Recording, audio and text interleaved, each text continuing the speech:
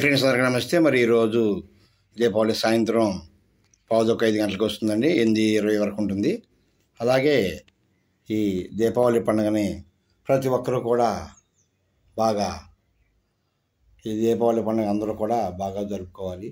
ప్రతి ఒక్కరూ కూడా సుఖ సంతోషాలతో అందరూ కూడా బాగుండాలి. ప్రతి ఒక్కరు కూడా బాగుండాలని చెప్పి కోరుకుంటున్నాం. అలాగే కూడా బాగుండాలండి.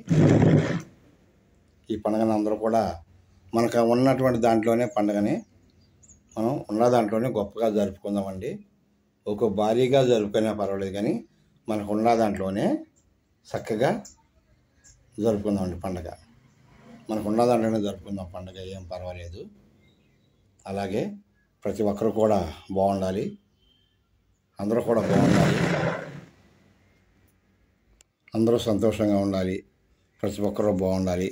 అలాగే ప్రతి ఒక్కరు కూడా హిందూ ధర్మాన్ని పాటించాలి, హిందూ ధర్మాన్ని గౌరవించాలి, హిందూ ధర్మాన్ని పాటించాలి. ప్రతి వారంలో ఒకరోజైనా ఆ భగవంతుని సన్నిధి గుడికి వెళ్ళి స్వామివారిని దర్శించుకొని స్వామివారి అనుగ్రహం కృపకు పాత్ర కావాల్సిందిగా కోరుతున్నాం. హిందూ ధర్మాన్ని కాపాడుకోవాల్సిన బాధ్యత ప్రతి ఒక్క హిందువు మీద ఉందండి. మన ధర్మాన్ని మనం కాపాడుకోవాలి.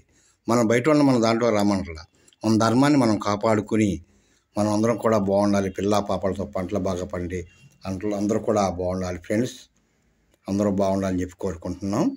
ప్రతి ఒక్కరూ కూడా నా మనవి ఆలకించి ఒక 10 మంది 20 మంది మారినా కూడా నాకెంతో తృప్తి కలుగుతుంది. ప్రతి ఒక్కరూ కూడా హిందూ ధర్మాన్ని పాటించి హిందూ మతాన్ని గౌరవించి హిందూ ధర్మాన్ని పాటించాలి. అలాగే ప్రతి ఒక్కరు హనుమాన్ చాలీసాలు, కోలాటములు, భజనలు ఇవి కూడా ప్రతి ఒక్కరు కూడా నేర్చుకోవాలని చెప్పి కోరుకుంటున్నాం. ఓకే ఫ్రెండ్స్, అందరూ బాగుండాలి. జై శ్రీరామ్, జై జై శ్రీరామ్, జై హనుమాన్, జై జై హనుమాన్.